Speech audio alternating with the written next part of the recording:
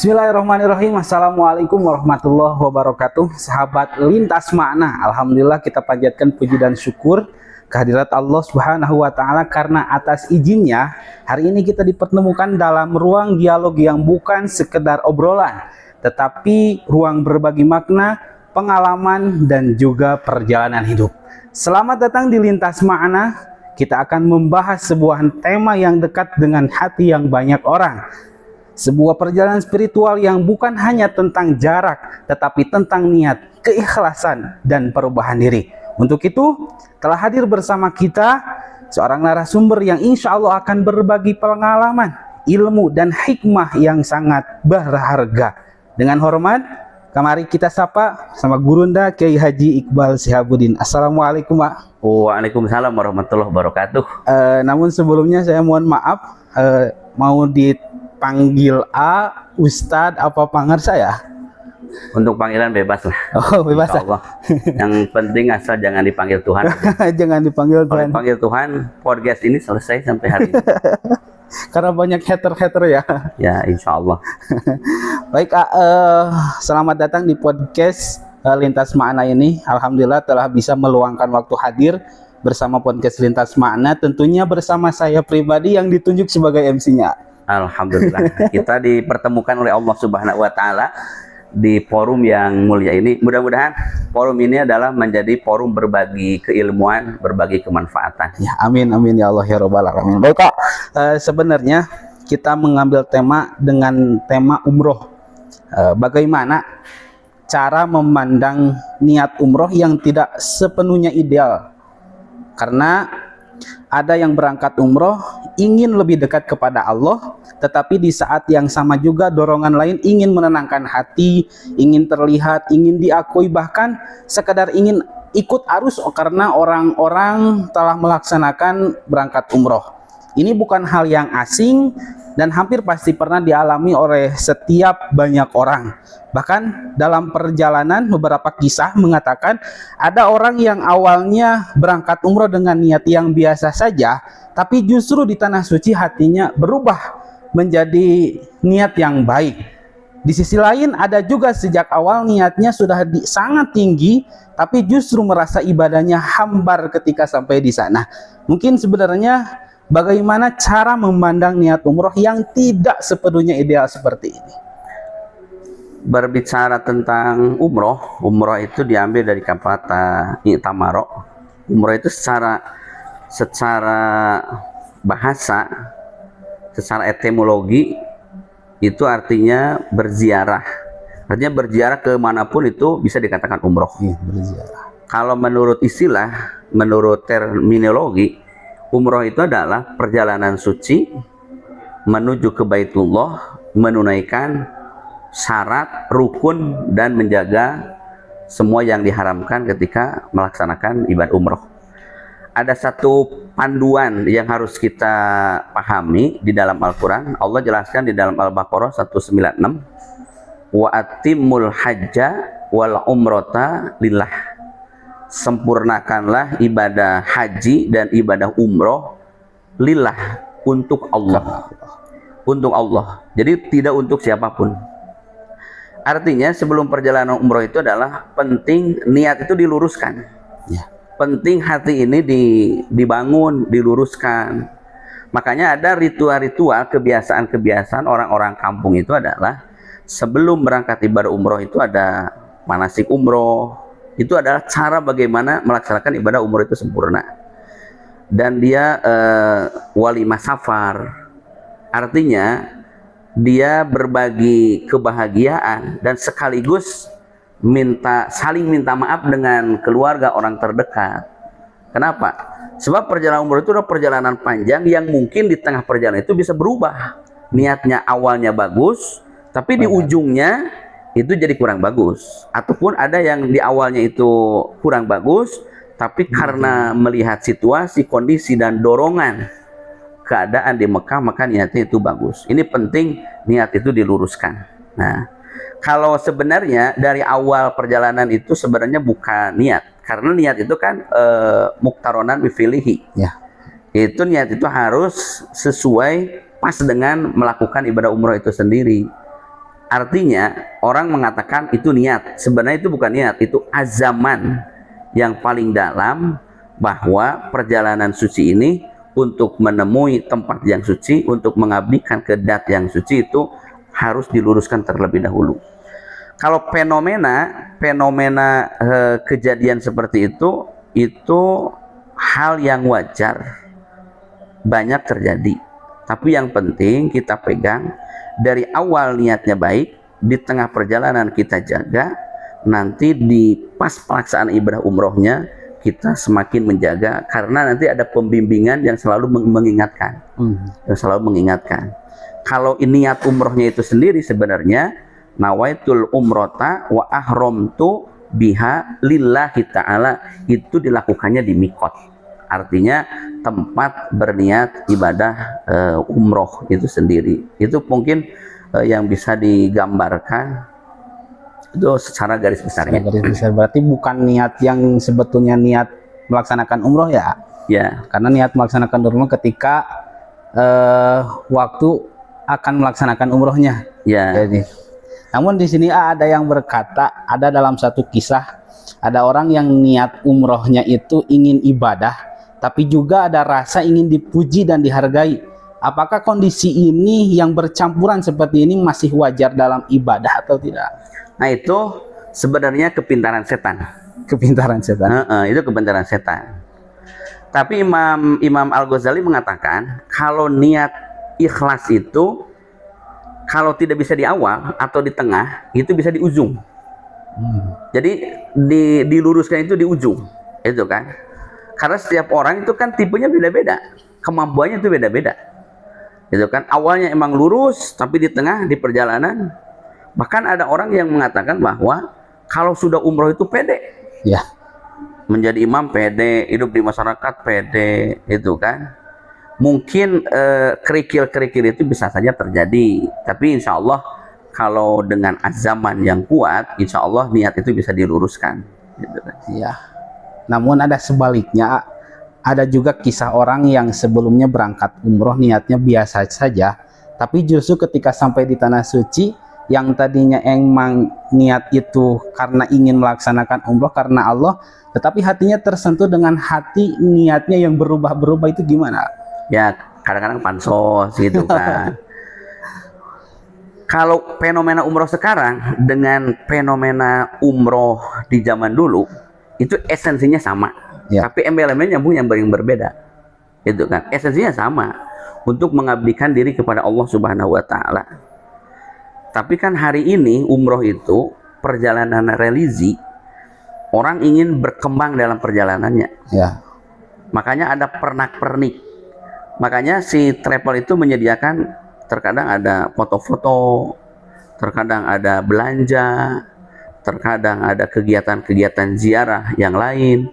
Sebenarnya intinya umroh itu adalah beribadah di Masjidil Haram sesuai dengan rukun umroh itu sendiri. Yang pertama adalah niat ihram di mikot, yang kedua adalah tawaf, yang ketiga adalah sa'i, yang keempat adalah tahallul. Itu secara tertib beres dilaksanakan. Secara hukum fikih itu sudah selesai. Asal sempurna melaksanakan yang rukun itu, selepasnya kita serahkan kepada Allah Subhanahu Wa Taala. Kita kan tidak tahu mana yang diterima, mana yang tidak diterima. Makanya penting kita manasik untuk bisa menyempurnakan niat itu. Yang kedua, penting bimbingan pengapingan di dalam ibadah umroh. Makanya ibadah umroh mandiri itu adalah, mungkin ibadah umroh mandiri lebih kurang kosnya, biayanya lebih kurang, tapi lebih rentan kesempurnaannya. Karena seorang pembimbing yang baik itu adalah pembimbing yang bisa mengantarkan si jemaahnya itu adalah menuju kepada Allah Subhanahu Wa Taala, minimal sesuai dengan syarat dan ketentuan menurut ilmu fikih. Itu yang penting kita harapkan. Dan kalau niat ada yang rubah-rubah sedikit, ingat bahwa orang yang berangkat umroh, pulang umroh lagi ke Indonesia, tidak ada panggilan Pak Umroh, nggak ada. Kalau Pak Haji itu ada panggilan, ada Pak Haji. Kalau Pak Umroh nggak ada. Pak Umroh atau Bu Umroh itu nggak ada. Makanya niat-niat yang menyimpang itu diusahakan supaya hilang. Tentang membahas niat yang tadi, ada perubahan niat ketika berangkat dari sini. Memang niatnya untuk beribadah, melaksanakan umroh, tetapi di sana terbaur dengan niat-niat yang sehingga niat-niat itu tidak menjadi baik. Nah, yang menjadi pemicu ketika melaksanakan umroh menjadi niat itu berubah, itu yang signifikan apa itu? Pemicu niat umroh itu menjadi tidak baik sebenarnya banyak variabelnya. Banyak. Satu, karena di sana itu banyak para pedagang. Nah, itu kalau emas itu bergelimpangan di Mekah Madinah itu. Kalau di kita dagang emas itu adalah 10-20 gram. Kalau di sana itu jualan emas itu sampai 1 kilo, 2 kilo. Ada yang beli emas itu 1 kilo. Nah, ini bisa merubah juga. Yeah. Atau terkadang kondisi di dalam kamar, kan kamar itu idealnya itu adalah kuat. Kuat itu berarti 1 kamar 4 orang. Yeah. Nah, tidak ada chemistry dengan jemaah yang lain ini, yang 1, 2, 3, 4 itu memicu. Kadang-kadang menimbulkan kemarahan, gitu kan? Yeah. Kalau tidak sadar diri. Atau kita satu rombongan nih, satu rombongan susah untuk dikondisikan. Maka terkadang niat yang lurus itu bisa berubah karena tidak ada chemistry di antara kelompok jemaah tersebut. Kalau kita berangkat 40 nih. Nah, tapi itu semua itu kembali lagi adalah penanggung jawabnya adalah seorang pembimbing. Bagaimana lihainya seorang pembimbing, bagaimana pintar dan keahlian seorang pembimbing yang penuh dengan kesabaran, ketekunan, supaya benar-benar bisa mengantarkan jemaah itu menuju kepada Allah Subhanahu wa Ta'ala. Begitu ya. Nah, ini sering niat dan ekspektasi. Sering kita niat umroh juga dibarengi dengan banyak harapan, ingin tenang, ingin berubah, ingin masalah selesai dan lain sebagainya. Apakah harapan seperti ini perlu dibatasi agar tidak mengganggu niat? Ini kan ada dua ini. Kalau di Mekah Madinah itu kan tanah haram. Tanah haram. Artinya haram itu adalah mulia.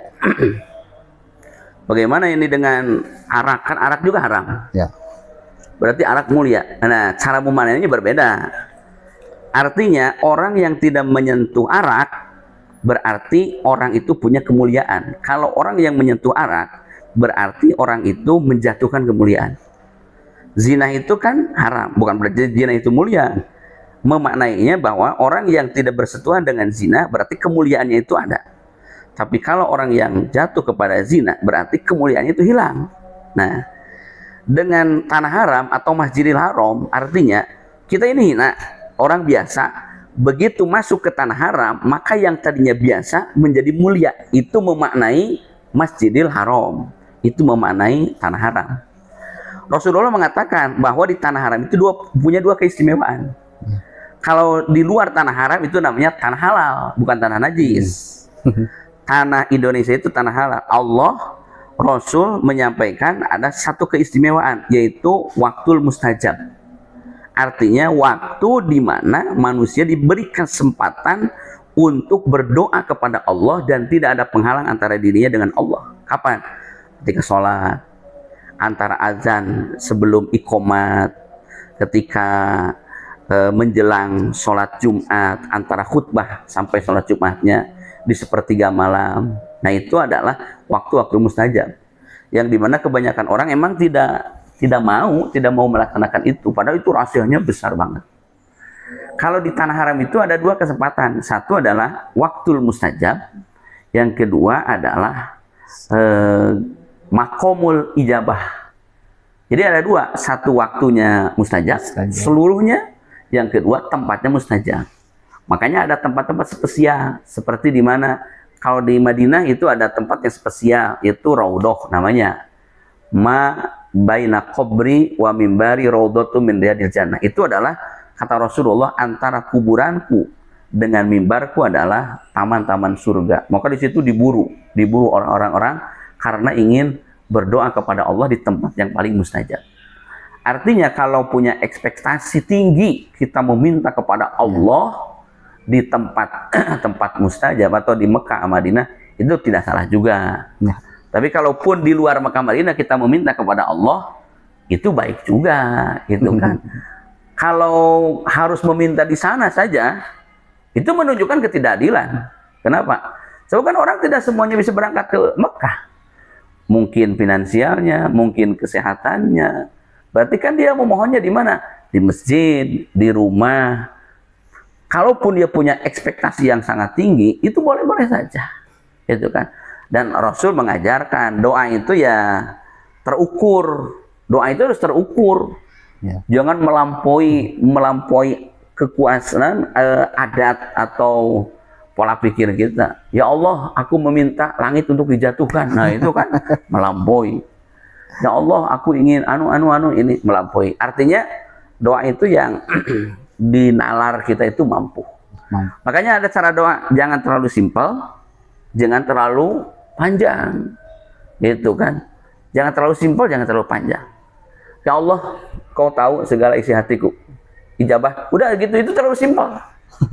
Nanti, ya Allah, kalau engkau mau ijabah, ya ijabah. Kalau nggak mau, ya nggak mau. Nah, itu kan terlalu simpel. Itu kan nggak gitu juga kalau berdoa. Atau terlalu panjang. Kita menginginkan sesuatu. Bisa berdoa dengan bahasa Arab, dengan bahasa Sunda, bahasa Indonesia, dengan bahasa apapun, boleh. Tapi kalau dengan bahasa Sunda terlalu panjang, orang di sekitar kita nanti ini mendengarkan doa kita, mereka terkadang terganggu, bahkan bisa mentertawakan doa kita. Ya Allah, pulang dari sini, aku pingin jodoh, namanya si Anu, orang tuanya Anu, umurnya Anu, orang Anu, dia punya Anu, punya ini, disebut itu terlalu panjang.